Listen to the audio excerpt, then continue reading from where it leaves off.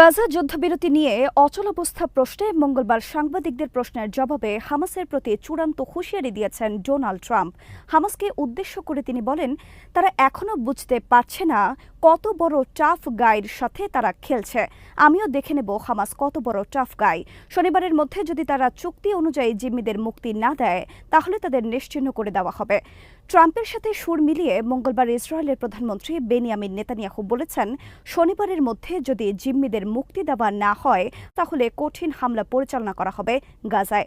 এবার যুদ্ধ শুরু হলে হামাসকে সম্পূর্ণরূপে নিঃশেষ করে তবেই ক্ষান্ত হবে ইসরায়েল। বুধবার সন্ধ্যায় এক ভিডিও বার্তায় নেতানিয়াহু বলেন, শনিবার দুপুরের আগে জিম্মিদের মুক্তি না দিলে যুদ্ধবিরতি চুক্তি সেখানেই শেষ এবং আমরা গাজায় এমন হামলা পরিচালনা করব যা কল্পনাও করতে পারবে না হামাস।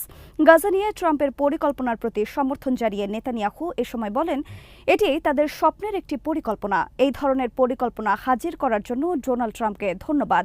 সোমবার হামাস জিম্মি মুক্তি স্থগিত ঘোষণা করে।